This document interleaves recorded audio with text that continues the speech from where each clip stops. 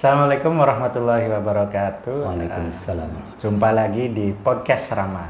Sobat Ramah, podcast kali ini kita akan membahas tentang bukunya Buya Hussein berjudul Mosaik Permenungan Atas Realitas.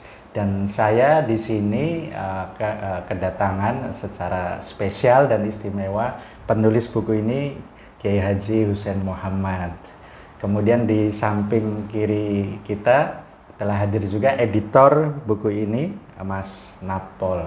Ya. Mungkin langsung saja ya, Bu ya. Mungkin teman-teman semua Sobat Ramah bertanya juga, sebenarnya buku ini Mosaik Permenungan Atas Realitas itu isinya apa? Nah, kalau saya tahu sekilas, tulisan-tulisan yang ada di buku ini Sobat Ramah adalah kumpulan tulisan Buya yang ada di Facebook dan media sosial. Jadi beliau itu sangat rajin menulis di Facebook, sangat rajin. Saya selalu mengikuti, selalu membaca. Nah, saya mungkin mewakili teman-teman yang nonton podcast Ramah. Ini sebenarnya apa, Buya? Yang melandasi Buya kemudian menulis di Facebook. Apa yang menggerakkan Buya untuk menulis? Oke, makasih ya. Jadi sesungguhnya saya adalah orang yang hampir selalu gelisah untuk waktu yang cukup lama melihat realitas bangsa, terutama lagi kalangan kaum muslimin, tidak hanya di Indonesia sesungguhnya, tetapi juga di seluruh dunia, termasuk dianggap sebagai negara bangsa yang tertinggal, miskin, dan penuh konflik di dalamnya manusia. Maka kemudian saya mencoba merenungkan mengapa ini bisa terjadi di dalam sebuah negara besar dengan seluruh fasilitas keagamaannya yang sangat luar biasa. Indonesia ini mungkin tidak ada negara yang memiliki fasilitas keagamaan dan aktivitas keagamaan spiritual yang besar, tetapi kenyataannya seperti itu. Itulah kegelisahan. Lalu saya mencoba mencari akar dari persoalan, yaitu pemahaman atas teks keagamaan itu. Sangat heran mengapa cita-cita agama, rahmatan lil alamin, keadilan, syura, dan sebagainya, kenyataannya tidak begitu. Nah, maka hanya satu cara yang saya tahu, bagaimana memberikan pemahaman menurut saya tentang esensi agama dan visi agama. Saya menemukan satu kata atau satu kalimat lah. Agama hadir untuk manusia dalam rangka kemanusiaan. Itu ada sumber baik dalam hadis Nabi maupun di dalam teks-teks Al-Quranul Karim yang biasa kita dengar, wa ma arsalnaka illa rahmatal alamin ya'dilu wa aqrabu littaqwa, dan iqra bismi rabbikal ladzi khalaq. Itu saya menyebutnya sebagai basis membangun sebuah peradaban yang merepresentasikan tentang visi kemanusiaan, visi agama kemanusiaan. Dan ini harus diurai tema-tema yang selama ini menurut saya memerlukan pemahaman ulang. Karena ternyata pemahaman itu menghasilkan yang ada terus-menerus begitu dan menghasilkan realitas kebudayaan, relasi antar manusia yang saya kira tidak sejalan dengan visi agama itu sendiri. Itu aja. Uraiannya bisa panjang. Ya, jadi kebanyakan dari kita beragama dengan cara mengulang-ulang seperti itu, ajaran-ajaran yang seakan-akan dianggap sebagai baku gitu, Bu ya, tanpa memahami substansinya. Yang Buya lihat sendiri bagaimana, Bu ya? Iya, jadi itu salah satu yang selalu saya ngomong, kita sering mengulang-ulang apa yang menjadi produk masa lalu untuk kebudayaan masa lalu, untuk peradaban masa lalu yang dianggap sebagai sesuatu yang universal dan harus diterapkan dalam segala ruang dan waktu. Satu, seperti itu. Yang kedua adalah tekstualisme. Tekstualisme harfiah dianggap sebagai satu-satunya kebenaran. Di buku ini saya kira saya mengulang-ulang bahwa banyak sekali. Setiap kata itu mengandung banyak makna. Dan setiap kata yang sifatnya partikular itu adalah kontekstual. Tidak bisa diuniversalkan. Yang terjadi dalam pandangan saya sekalian, ada sesuatu yang universal tetapi dibakukan sebagai sesuatu yang partikular. Seharusnya yang partikular yang menjawab kasus-kasus itu kontekstual. Yang basis utama yang harus selalu ada di dalam setiap partikularitas itu ada universalitas agama itu, visi agama itu. Nah, itu masalahnya. Jadi tekstualisme dan konservatisme. Iya. Boleh disebutkan contohnya Bu ya agar kita lebih mudah. Ya sudahlah, gampang sekali. Khilafah itu masih digunakan terus-menerus. Itu khilafah itu adalah pemerintahan tunggal untuk seluruh dunia dan basisnya adalah agama. Sehingga siapa yang anggotanya bukan seagama itu salah, sesat dan sebagainya. Itu yang sangat fenomenal ya. Sekarang itu terjadi di mana-mana. Bahkan kita memunculkan ada bid'ah, salah, sesat, hanya karena tidak sesuai dengan tekstualisme itu. Jadi itu yang saya pahami, ini berbahaya bagi masa depan Islam sendiri karena berhenti, tersisihkan, dan saya seringkali ngomongnya menjadi nanti kalau kita masih berpikir begini, maka kaum muslimin menjadi suku terasing. Begitu sampai begitu. Itu padahal begini, kalau ditanya tentang ayat yang paling menarik bagi saya di samping ayat-ayat yang lain, yang menentukan itu, saya bilang Alif Lam Ra, kitabun anzalnahu ilaika litukhrijan nasa minadh-dhulumati ilan nur. Wahai Muhammad, aku turunkan kitab suci ini agar kamu membebaskan manusia dari kebodohan. Dari bahasanya bukan kebodohan, dari kegelapan menuju cahaya. Terus saya mencoba mengartikulasikan kata kegelapan itu. Bahasanya zulumat, kegelapan. Ini sesungguhnya adalah indikator dari kebodohan.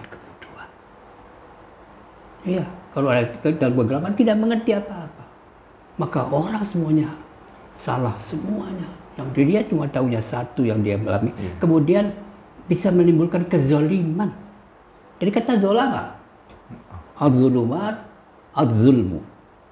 Kebodohan, kezaliman. Iya, itu kebodohan, kezaliman. Dan itu Nabi hadir dalam situasi seperti itu. Menuju cahaya. Cahaya itu apa?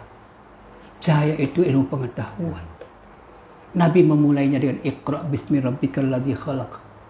Khalaqal insana, membebaskan dari pengetahuan itu, dan dari pengetahuan itu akan melahirkan keadilan. Di mana kamu menemukan keadilan? Dari siapapun datangnya, maka itulah hukum Allah. Itu putusan Allah. Ya, saya baca ini ada sekitar 123 tulisan yang semuanya itu sebenarnya banyak tulisan, beraneka ragam tulisan, tapi memang semangatnya sangat kelihatan, semangatnya tadi ke situ Bu ya. Nah, sekarang mungkin pertanyaan yang agak ringan, agak ringan. Sebenarnya proses menulisnya itu gimana Bu ya? Sehari-hari itu kemudian menyempatkan diri untuk menulis, kemudian menyampaikan sesuatu dengan katakanlah tidak seperti tulisan yang kemudian kita receh gitu Bu ya. Enggak, tapi ini sangat syarat makna, kemudian sangat menggugah. Itu gimana menulis sehari-harinya itu Bu ya? Rahasianya gimana? Oke, saya tuh setiap di mana saja. Sambil jalan, sambil melihatnya, naik kereta api, naik bis, apa saja, lalu melihat.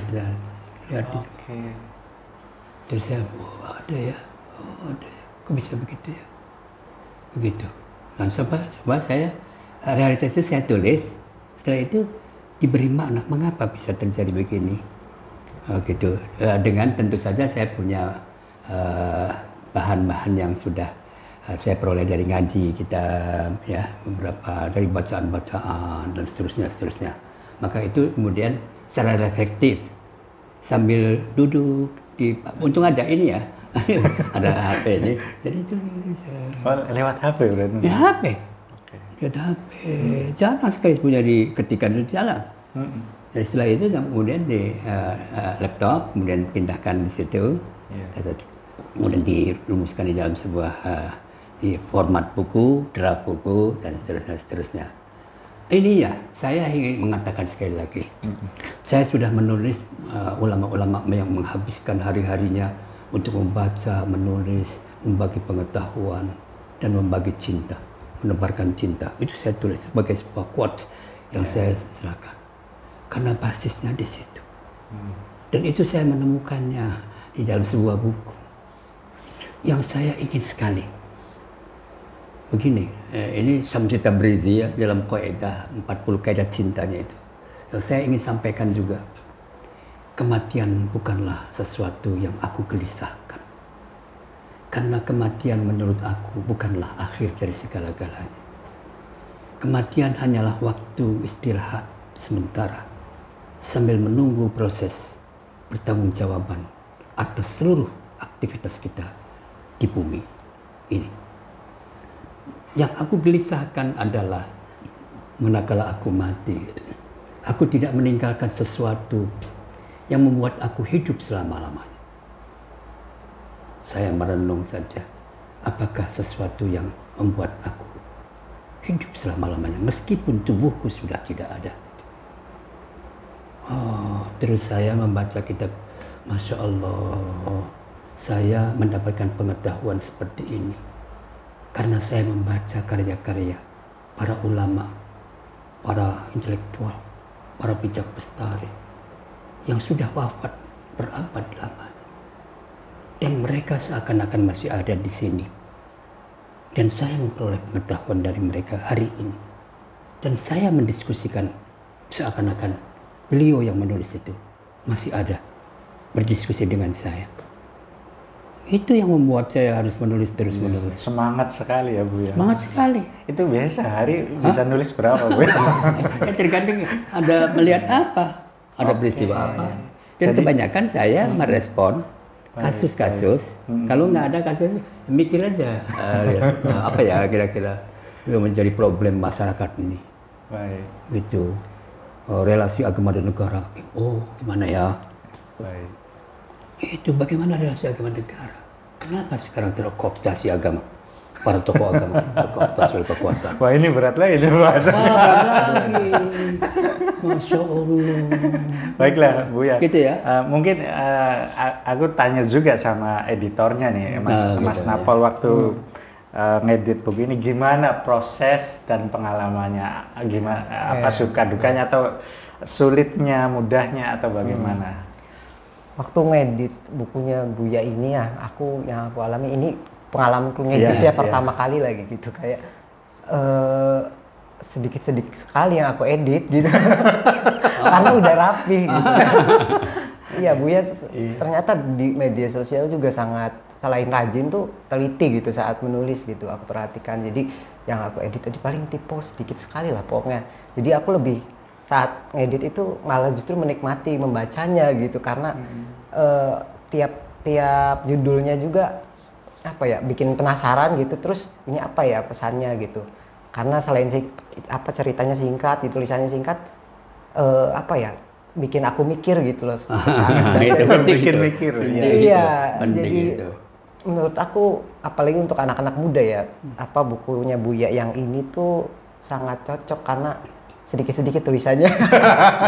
Jadi setiap judul itu sedikit ya. Iya, Jadi sedikit, ringan ya. Ringan, lebih ringan dan ya tapi dengan bahasa yang mudah gitu, sederhana tapi bikin kita lebih berpikir, lebih merenung, refleksikan apa ya kejadian di realitas yang sebenarnya kita nggak perhatiin tapi ternyata oh Buya merhatiin. Kepikiran, iya. Jadi tulisan yang bagus, terus menginspirasi kita gitu lewat barangkali satu tulisan Mas Napol yang mungkin paling memberikan kesan lah.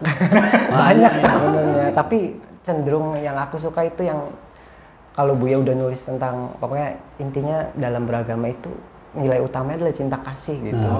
Itu jadi dalam tulisan-tulisan beliau itu selalu tentang cara apa salah satu judulnya yang aku tadi cara melembutkan hati kayak gitu terus tentang Rumi juga Buya selalu rajin sekali nulis tentang Rumi, terus juga Robiah Al-Adawiyah juga tentang nasab juga. Buya kenapa suka menulis tentang apa tokoh-tokoh sufi itu, kelembutan hati, mahabbah.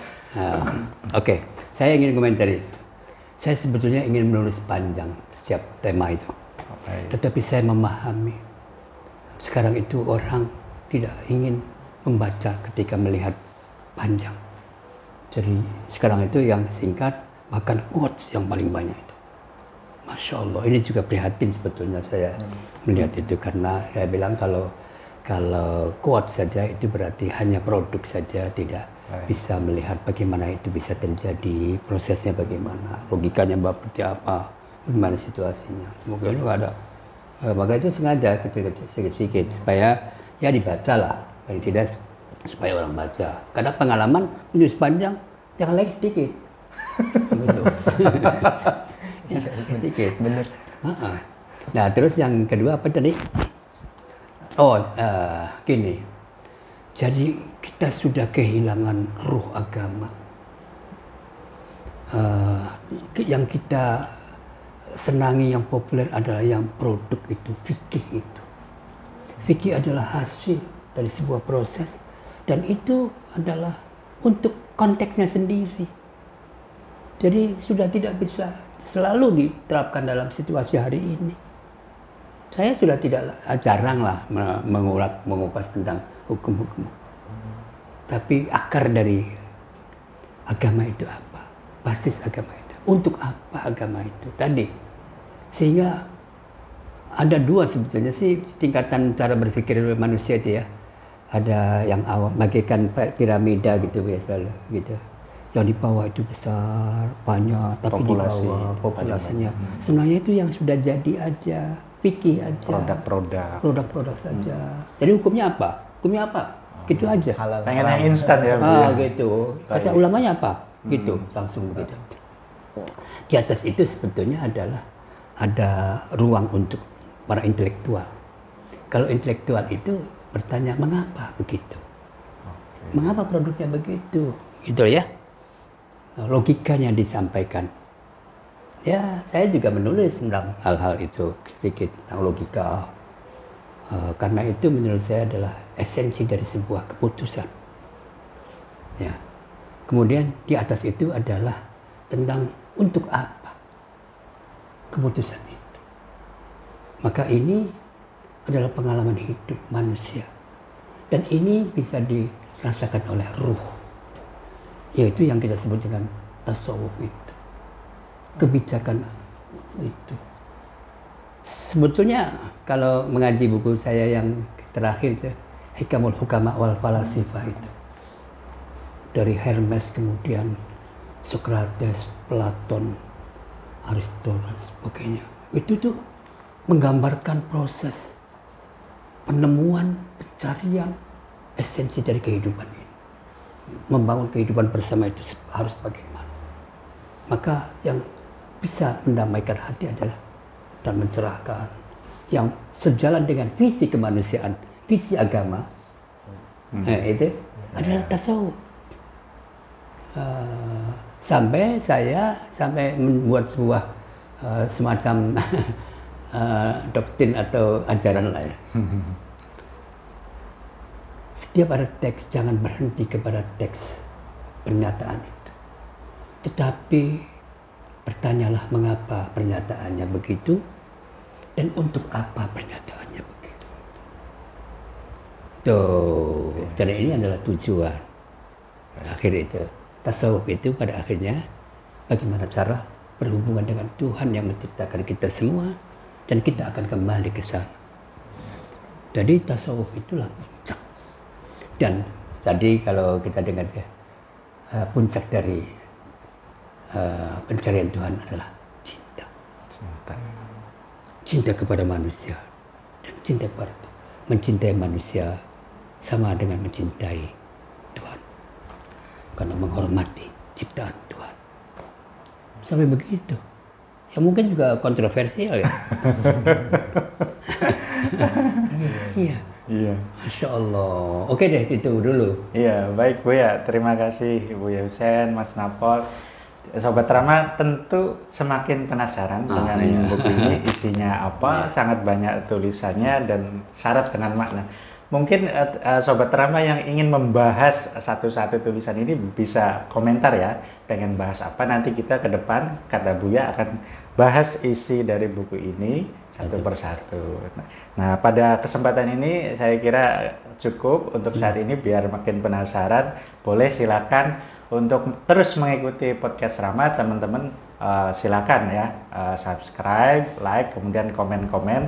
Dengarkan juga, misalkan pengen dengerin suaranya aja, silakan dengerin di podcast di Spotify-nya podcast Ramah ya. Terima kasih teman-teman Sobat Rama. Assalamualaikum warahmatullahi wabarakatuh. Waalaikumsalam warahmatullahi wabarakatuh.